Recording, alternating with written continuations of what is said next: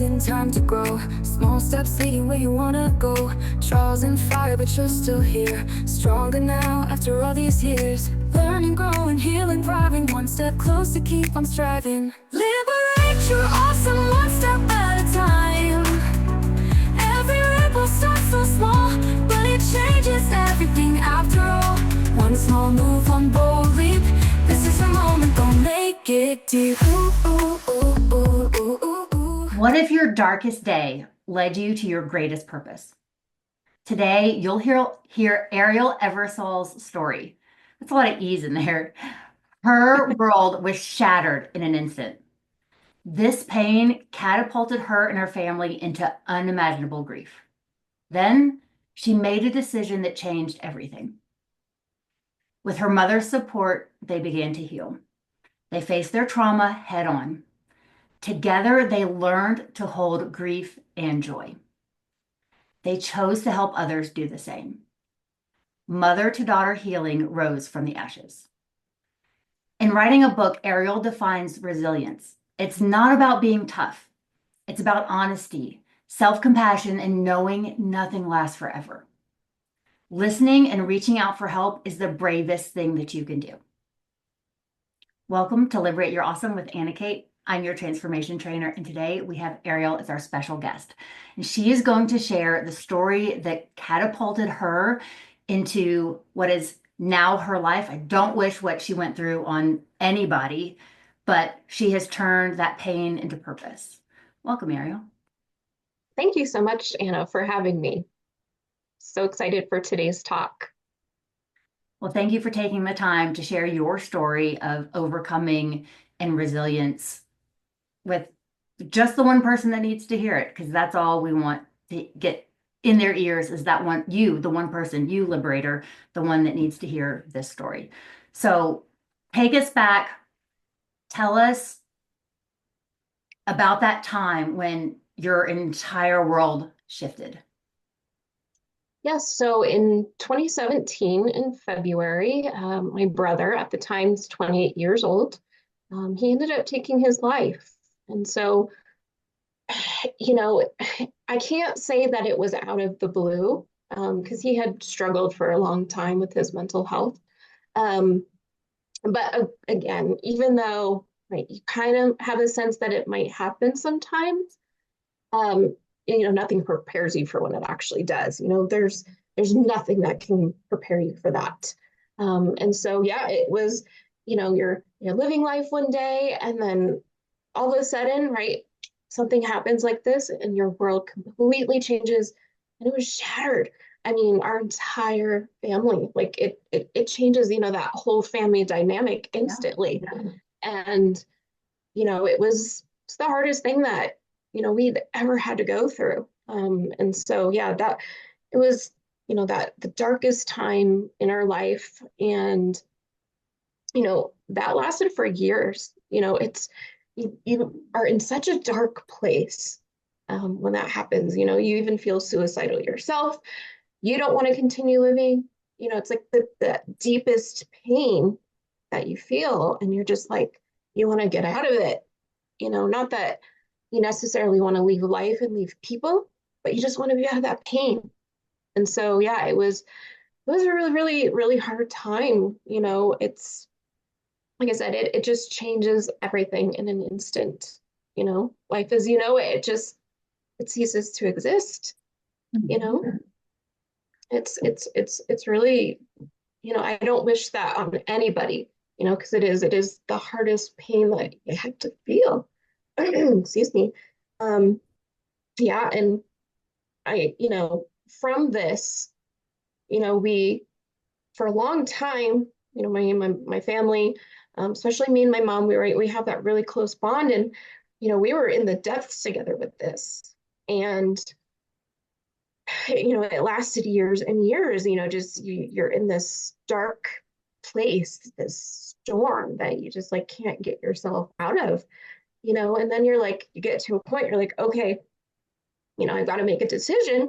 What am I going to keep going this way, or, are we going to get some help, and try to get out of the storm? And so, after years of just kind of suffering and, wallowing in our grief and not moving forward, we decided like, we got to make a change. It's got to happen now. Um, so that's when we decided to get help. And it was the best thing that my mom and I could have done, right? It bonded us even more than we already were. Taking that step and figuring out, okay, how do we pick ourselves up from this? How do we heal? Right? How do we start to move forward with that grief, right? Because it never goes away.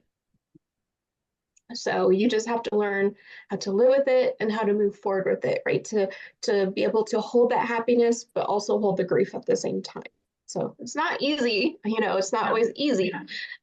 You still have those fluctuations where, you could be really, really down one day, or a week about it.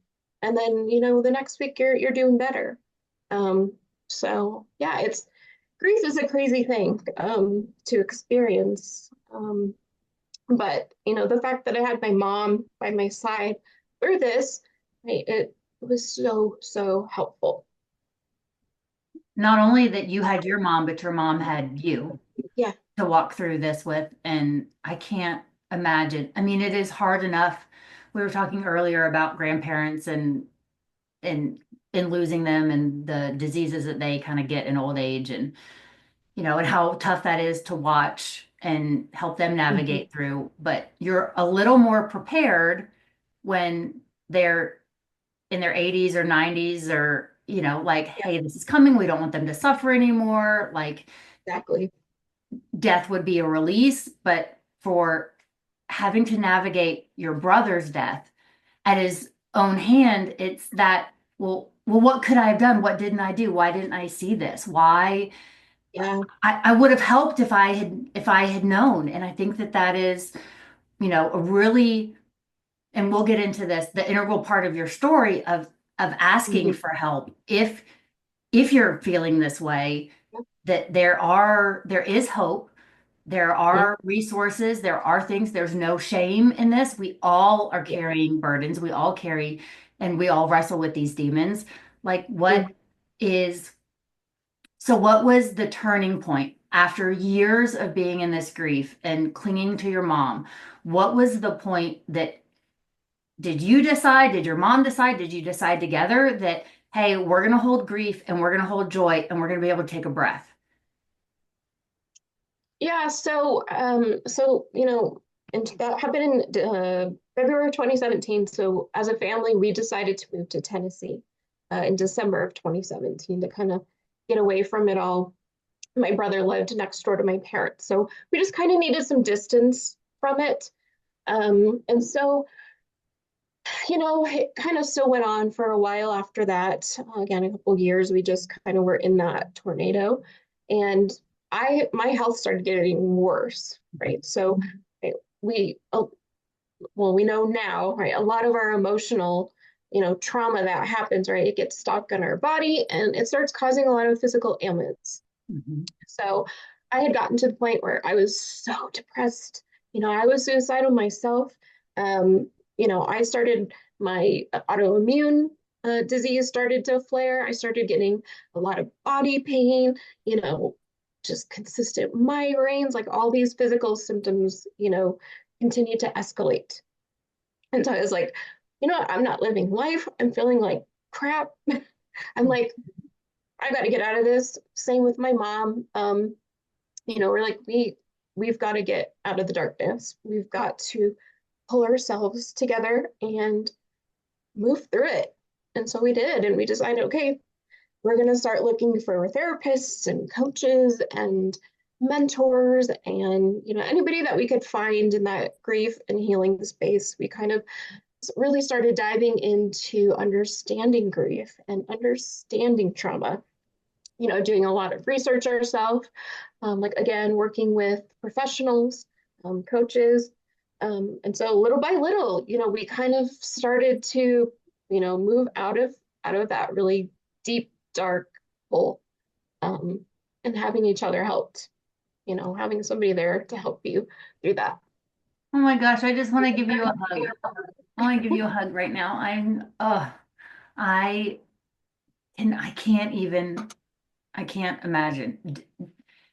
Death has not touched my life. And I mean, I've had people in my life die and grandparents and friends and like, but not a family member. It's, I mean, it's hard enough when my dog dies, like, and we get dogs all the time. Like, they get older and they don't live forever. And that's hard enough. But losing my heart goes out Yeah. to you of not only in empathy and support of having to navigate that, but also in encouragement of you deciding that that's not how you were going to live your life and go down the same path.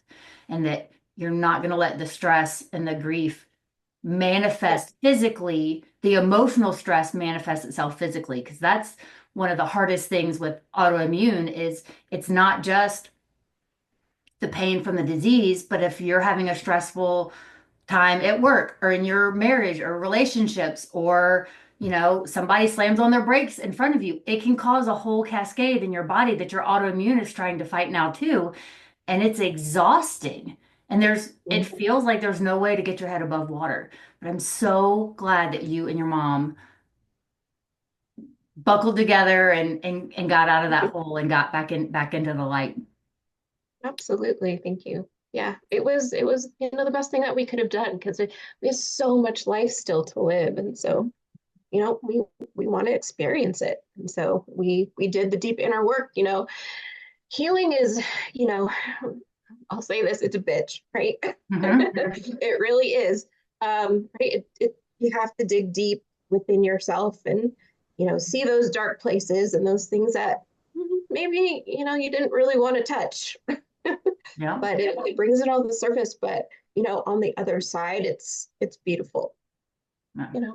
So, So your transformation didn't yeah. just change your life and your mom's life and your dad's life and the immediate people around you, but it has transformed others' life. So let's go from that grief into that joy and that hope.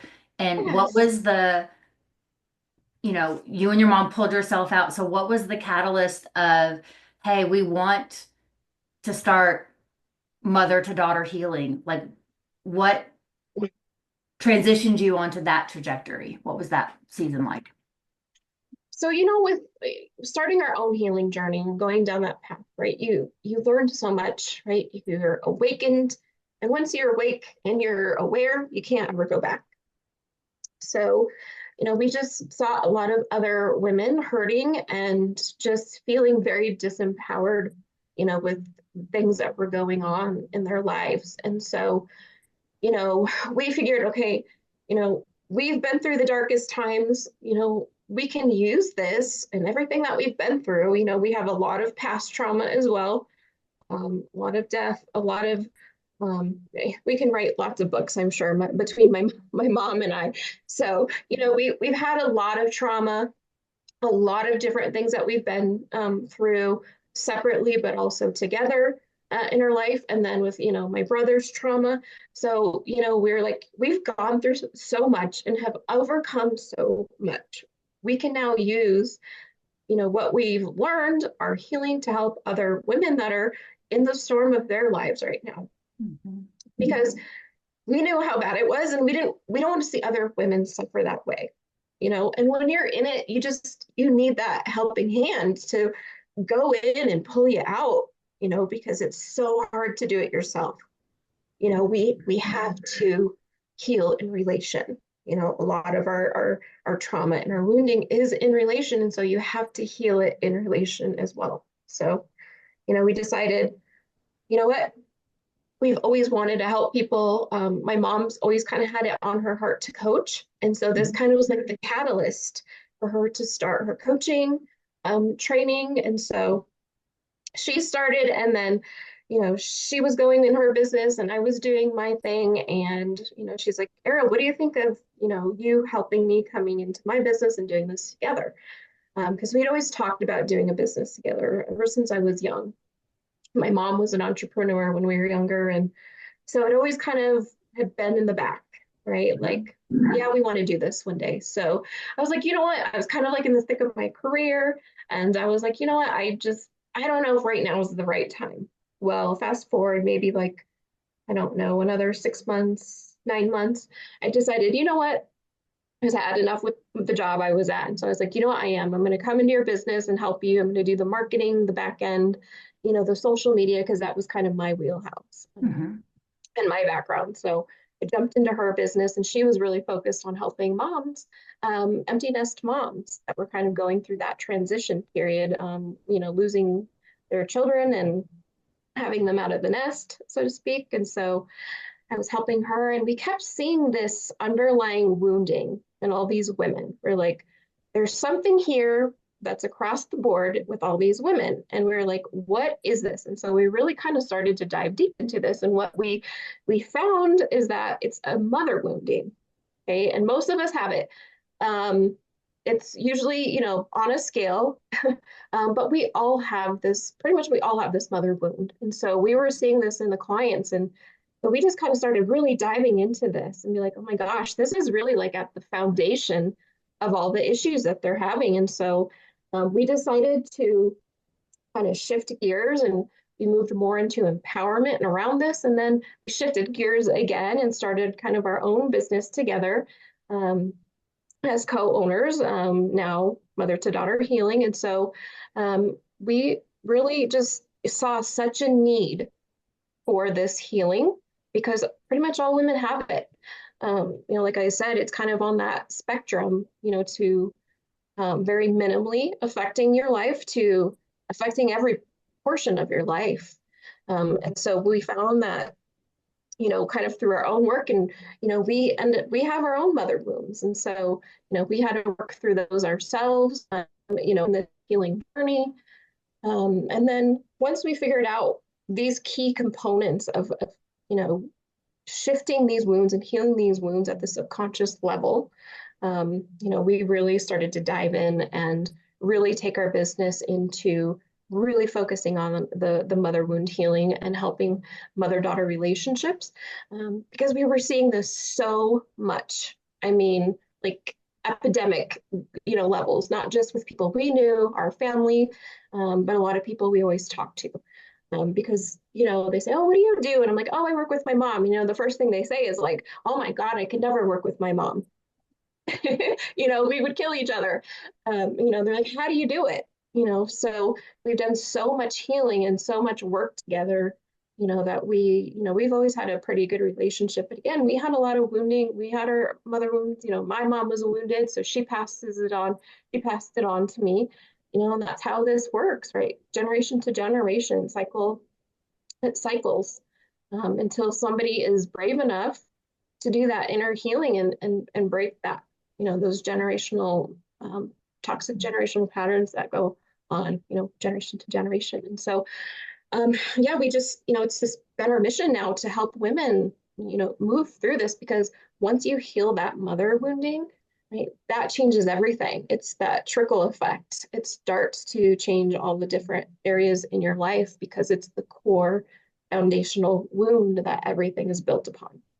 So it's been amazing to see these transformations, and not always mothers and daughters will come together, but a lot of moms and daughters individually will come to us and start their healing journey. And oftentimes, mom or daughter's like, hey, like I'm noticing my mother, or I'm noticing my daughter is starting to show up different with me. She's not reactive. She's, able to communicate with me, right? And so sometimes the moms or the daughters will then come on, and we can heal them together. So it's a beautiful thing. We're just trying to spread the word as much as we can, help as many women as we can. And so it's, out of this tragedy, with my brother, we found our purpose, and now we're using it to help other women. And so it's like a beautiful, beautiful thing.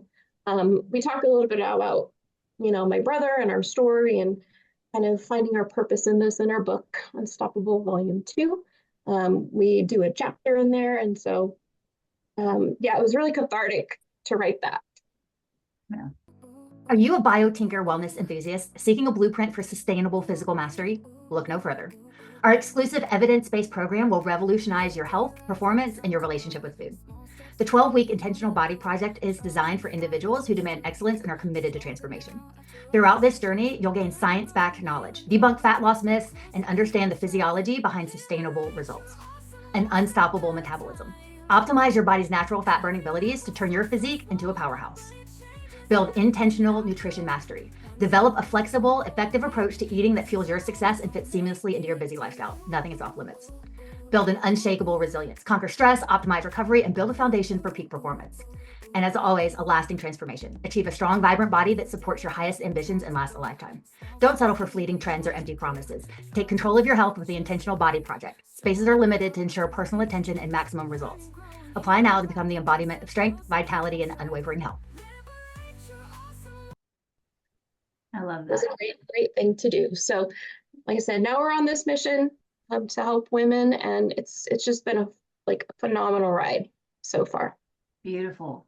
Can you give us a couple of examples for a mother wound, just so our audience can understand, like, well, I don't have a mother wound. Like, why would I have a mother wound? Like, I'm not a mother. Wait, you are a mother to other people in your, maybe not a biological mother, but you have a biological mother somewhere. So what are those,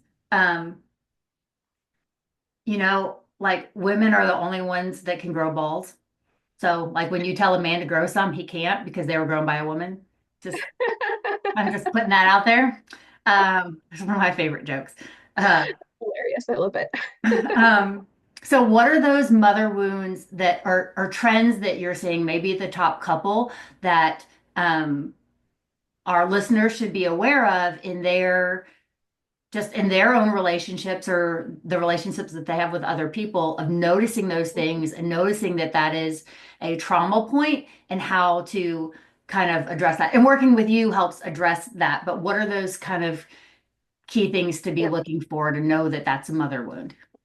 Sure. So first, let's just talk about the mother wound. A lot of people, right, they hear this phrase or term being thrown around, but they're just not really sure, like, what actually is that? So mother wounding happens when there's a lack of parenting, like a lack of mothering that is happening between your mom. So right, this is happening from from newborn, through your childhood, that there's this lack of mothering that's taking place. There is this break in the attachment, right? So there's an insecure attachment that's happening. Mom might not have been there for you emotionally. Maybe she was very invalidating to you. You're too much. You're too, you're in too much emotions. You're too loud. You're too this, right? Always shutting you down. You weren't able to have those emotions. It was really about her, and so you were kind of shamed or guilted for showing up, for having needs, for having emotions. Okay, so when our moms are wounded, right, they learn this from their mothers, right? They learn these really toxic and harmful, beliefs, identities, patterns, programming. And then it keeps getting passed down generation to generation. So if mom is wounded, right, she's gonna wound her daughter. A lot of times it's not consciously, but mom's never done her healing from her wounding, and so right, a lot of moms are emotionally immature. They've never been taught how to sit with their emotions, and so when their daughter brings their emotions or their needs to them, they get shut down. Okay, and then what that daughter learns is that I'm not good, I'm not worthy. I have to be quiet. I have to hide these pieces away from me in order to be loved, in order to be validated, and in order to be seen by my mother. Okay, so this happens a lot. Again, it's not even a conscious thing a lot of times that moms are doing to their daughters, but when daughters get this message, it affects all parts of their lives because it really changes that dynamic and how they attach and they form relationships with people because they have this insecure attachment. Sometimes people are like very fearful, like, I never know how my mom's going to be, if she's going to show up for me. So I'm like very anxious in relationships, or maybe she's never there. So I push people away. And so it shows up in all of your relationships, Mhm. in all parts of your life. Okay, so few of the really main things you can look out for. There's a lot of symptoms to the mother wound. Um, but one of the main things is that deep feeling of unworthiness, deep feeling of shame, like there's something inherently wrong with you. Um, so there's kind of like four categories of how this wound shows up. So it's like the mental and emotional symptoms, it's physical symptoms, it's the relational symptoms, and then the mother-daughter symptoms, like how that relationship dynamic works. Mhm. So a lot of the mental and emotional symptoms, like I said, you feel like something's inherently wrong with you. You fear being abandoned or rejected. You might feel guilt and shame. You might be stuck all the time. You're like, I just don't know what to do. Low self-esteem. You don't trust yourself. You might dissociate. A lot of people dissociate from their feelings. And self-sabotage is another big one. Okay. Again, this shows up as anxiety, maybe depression, panic disorders, migraines, right? All these things start happening to us physically when we do not process and work through this emotional wounding that happens. And Gotta then come out for somewhere. yeah, and exactly. And we don't learn this. We don't learn that we have to move and process emotions or else that energy gets stuck. And so, and then on the relational side, right, you're a major people pleaser. This is a huge one. Very much a people pleaser, emotional caretaking of people. You lack boundaries a lot of times in those relationships, and you don't speak your truth. Okay. And then again, for on the mother-daughter side, kind of how it shows up in your relationship with your mom or your daughter is if there's always this conflict that's happening. Neither of you are feeling seen and heard and understood. Right? There's this emotional disconnection that's happening. And you might always be seeking, right, that love and that validation from your mom, even as an adult. So those are just some of the big ones. There's several more. If anybody that's listening wants to kind of dive deeper into this mother wound, we do actually have a mother wound assessment and guide that talks a little bit deeper into this. And so, excuse me, you can go to our website, www.mother-to-daughter-healing.com, and you can download that there. So, yeah, like I said, when we have this mother wound, right, it's on a spectrum. So it could, be affecting our lives minimally, or it can, be affecting all parts of our lives. And so it's really important that we really start becoming aware of, what's going on. How is this impacting my life? What's showing up for me? How is it causing problems? Mhm. So once you're aware of this, then you can start to, make changes and say, okay, I'm making this decision. I made a choice. Like I'm going to go forward. I'm going to go all in on myself, and I'm going to start really working through this and healing this wound. Mhm. So once you start, working through it, processing everything, right? It's incredible. It's almost like magic, Yeah. um, what happens when you start to heal. Because again, once you're aware, you can never go back. Back. You can never be unaware. So you'll start noticing it in different areas, different ways it's showing up. So you just really want to start becoming aware of it. And then, like I said, you got to get somebody to help you. It's really hard to do this on your own. And so I just encourage you, and don't wait. So many women will wait, especially daughters, adult daughters. They will wait for an apology. They cannot heal unless they get that validation of the hurt and the harm that was done. Until they get that accountability from the mom, until they get that, want her to be responsible for it, right? They delay their healing. And it's like, you cannot do that. You cannot wait for somebody else to change you and to heal you. So if you're out there and you're listening and you've been waiting for that apology, I say don't wait any longer. You can start your own healing. Because a lot of women think, if I get this apology from my mom, um, you know, things are going to be better. I'm going to be able to heal and move forward. And it's just not the case, because the wounding has already been done. The Right. trauma has already been done. That apology is not going to change the impact that it made in your life, right? In your body, in your emotions, and how you feel. It's not going to take it away. So you have to do the healing to work through it. Right. And it And may to, be generational trauma that your mother may not know that she needs to apologize for this because that's what happened to her and she never got an apology. And grandma did it to great grandma and vice, like, I mean, all the way down the line. I heard a talk this morning, and this guy was talking and he said, if you meet somebody that you're going to have a relationship with, whether it's a friendship or a romantic relationship or anything, ask them how their relationship with their parents are because you are half your dad and you are half your mom.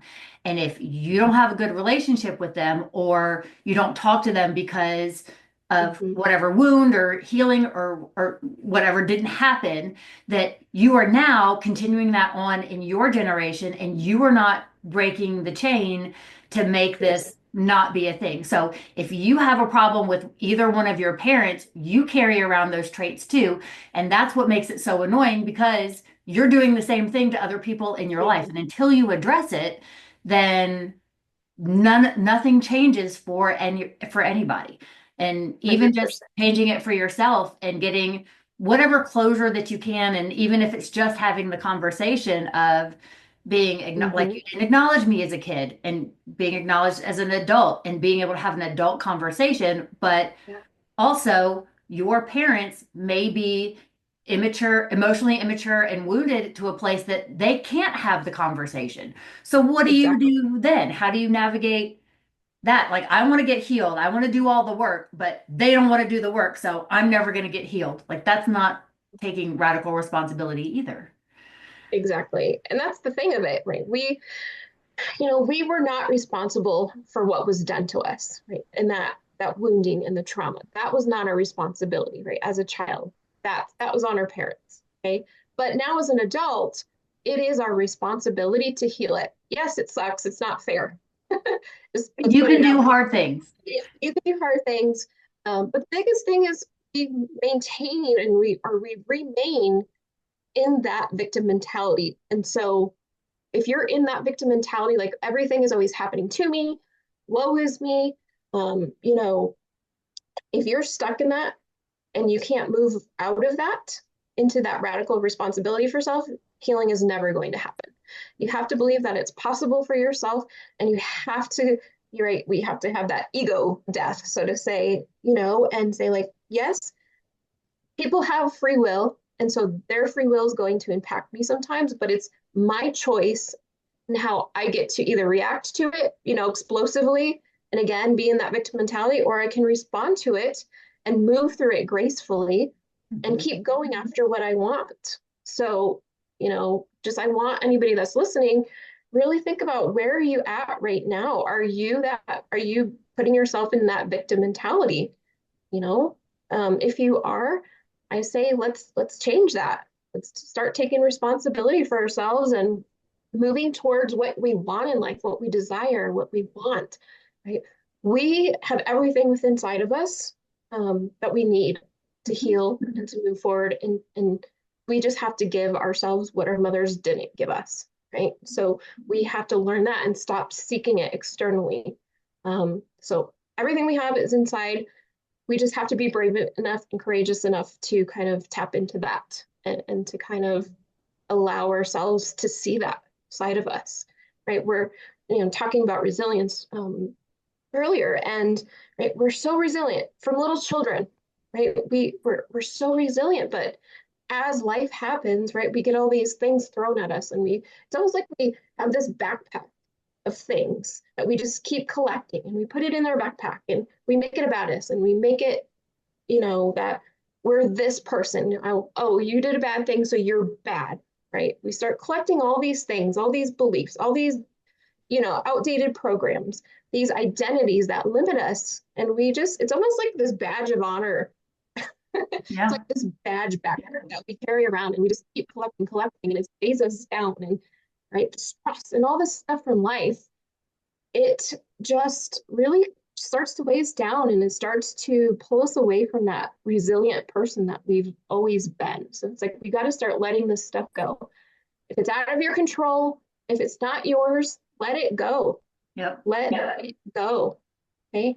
So I always say, think about it like a buggy, outdated computer. You know, if you haven't changed the software in 5 years, of course there's going to be bugs and glitches. And so it's the same thing with our beliefs and how we see ourselves, right? Our identity. And so when we can start to reprogram those things, right, we can shift and we can start to heal. Because when you really think about it, is what you think, is what you believe, is who you identify as, is it actually yours? Or was it given to you by your parent, Yeah, by we your program that way. by your teachers, right? When we think about it, our beliefs or thoughts aren't our own.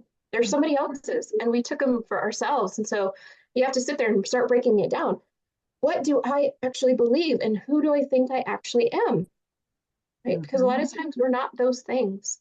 It was just given to us, and we took it as our own. Yep. So, yes, healing, it's an amazing thing. You know, if you're stuck and you're in that dark storm, I just say, please reach out to somebody and get that help. Stop delaying your healing. One of my favorite emotional baggage analogies is you have, and someone told me this about like they can't remember everything and they don't need to remember everything and they don't need to be in control of everything because they can look it up or they can ask somebody else. So they have a iceberg and they have penguins and all the penguins have backpacks. So I can either carry around the iceberg isn't going to get bigger. I'm not going to get more penguins and I'm not going to get more backpacks. So I need to be careful what I'm carrying around. And if I'm asking my penguins to carry too much, it's going to be lopsided because it doesn't actually fit in the backpack. So releasing that emotional baggage of stuff I can't control, like there's, I'll tell you about another exercise that I do. But that's a good mental representation of I don't have enough penguins and I don't have enough backpacks. So I'm not going to carry this around anymore. Because if I put more on it, then the iceberg is going to flip and then all my penguins are in the water. And I don't want that because they're dangerous things in the water. Right.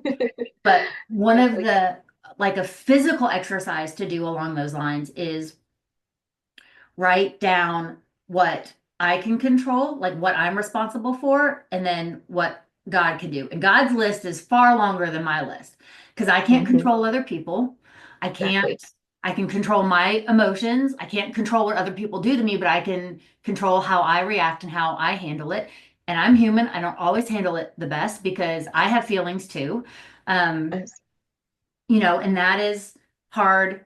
That's kind of a hard thing to navigate and we kind of talked about this earlier of like you do the things that you say you're going to do and they don't turn out the way that you thought they would and how emotionally what emotional struggle that is, not to mention physical and financial and all the other things, but just that emotional stress of like how do I pivot? Like so again, making that list of these are the things that I control, this is what I can do. If I'm doing the things that I can do, then I have to trust that God can handle the rest. And He's got a plan, whether I see it or not. And that's just the way it is. And He's going to open that door. He's going to remove me from a table. He's going to place me at another table. He's going to do all the things that I can't do. So I don't need to worry about what He's going to do because I couldn't do it anyway. Right? He never gives us 2 days at a time. We can't handle 2 days at a time. One is enough. Don't give me two. Exactly. Yes. And so often we try to control everything because it gives us a sense of the safety. Yeah. And so, but when we are trying to control so much, right, it overtakes our life. And so we have to relinquish that control of, right, what's in my wheelhouse, like you said, what can I control and focus on that and let everything else go. So much will change once you start to do that. Another thing too, that's really important is also is right we have these high expectations of everything and everyone, especially our mothers, right? We have this expectation of how she should be doing this, she should be doing this, she should be mothering me this way, she should have done this when I was little, right? But if we can like drop those expectations, it's going to help us so much too. Yeah. right? We just have to have those expectations for ourselves. We can't have those of other people because, again, we can't control other people. We just can't. No matter how much we wish we could, we just can't. So, yes, so, so important. Mm-hmm. So if you could go back and tell 2016 Ariel some advice, what advice would you give her in 2016? Um, there's probably a lot of advice. Because I didn't really start my healing journey until more 2018. But I would say, So answer both. What advice would you give yourself in 2015, 2016 before the event with your brother, and then also after when you were in your darkest, deepest hole? What advice would you give those? Those are two very different Ariels. yeah, so before this happened, I would say stop living for everybody else and stop trying to control and people please, right? We are conditioned and taught to not be authentic and to not trust ourselves and to show up and do for everybody else. And Mhm. I would say be authentically you and show up for yourself and stop showing up for other people. That would be my before. My after, again, like we already talked about, don't wait to start your healing. You Yeah. don't need to sit and suffer for years and years and years by yourself. Reach out to somebody, right? Have that courage and reach out. It's like the most, a lot of people can feel shame for asking for help, but it's the most loving thing that we can do for ourselves. So don't wait to reach out for help and heal. That's what I would say. Love that. So, Liberator, if you were listening to this and you need help in any area, so we've done several interviews, reach out to me, reach out to Ariel, reach out to anybody that we've interviewed, and this applies to future interviews as well. Like anything that you feel like you could find hope, get connected. Like get connected in the comments. Tell us, share whatever struggle in the comments. And so it's not living just inside your heart and inside your brain because that going back and forth gets to be very toxic very easily because you're only having a conversation with your own self and your own feelings in your own brain. And so get some outside perspective, get some help, get some support. Like that is the strongest thing that you could ever do. It's not a weakness, it's a Mhm. strength to be able to ask for help. It sure is. So yeah, don't delay. And like I said, you can go to our website, www.mother2, and that's TO, daughter healing, mother to daughter healing.com. We have some free resources on there. We also offer a free 30-minute discovery call. If you're kind of needing somebody to chat with, maybe see if coaching might be kind of a good fit for you. So yeah, just check us out there. We're also on Instagram, same mother to daughter healing. So yeah, if you have any questions, please just reach out to us. We'd be happy to help you, support you, or even point you in the right direction if we wouldn't be right for you. So we're happy to help. And we'll make sure that all of that is linked in the show notes so you can just go and click there. So, last question. What is your biggest hope for mother to daughter healing? What is the biggest hope for the future in this area? Oh, we have so many. It's really just, I always say this, like, even changing one woman's life gets me emotional. Because that one life matters, that one life counts. It does. I could have been that one person that needed to hear that one thing that saved me. And so just helping one woman would be enough. But we do. We want to help thousands of women that are suffering. We have programs. We want to do conferences. We want to write a book. We want to start a nonprofit foundation. So we have a lot of plans in the future. And so we're just really excited to see how we can help as many women as we can. So thank you for giving me this platform to share our information and what we're doing. So thank you so much, Anna. I love that you share your heart not only for the trauma side, but also for the hope side, that there is hope. There is a way through this. You and your mother have created a way. You've shown the way. You've led the way. And I'm so honored and grateful that I got to hear your story and share it Absolutely. with everyone on our little corner of the internet. So if this conversation resonated with you in any way, please reach out for help. If you thought of anyone, if anybody's name came to mind while listening to Ariel's story, please share this episode and these resources with that friend. That is the best thing that you can do to help someone that you know that is struggling. They don't have to ask for your help necessarily, but you can be the one that's self-aware and says, hey, I ran across this. I'd love for you to put this in, and they can pick it up or not, but that you've made the effort to share and give them hope and provide that resource. So Absolutely. Thanks so thank much. you. Thank you. Thank you. Thank you. Thank you. Thank you. Is You're there so anything else that you want to leave our audience with? Nope, just don't wait. Start today. Don't wait. Don't wait. Take action. You're going to kick yourself in the butt later when you're like, oh my God, I should have done this years ago. So don't wait. There's your call to action. Don't wait. All right, Liberator. Until next time, go out and liberate your awesome. Ooh, ooh, ooh, ooh, ooh. Ooh, ooh, ooh, ooh, ooh, ooh, ooh. New day rising, time to grow. Small steps leading where you wanna go. Trials and fire, but you're still here. Stronger now after all these years. Learning, growing, healing, thriving. One step closer, keep on striving. Liberate your awesome once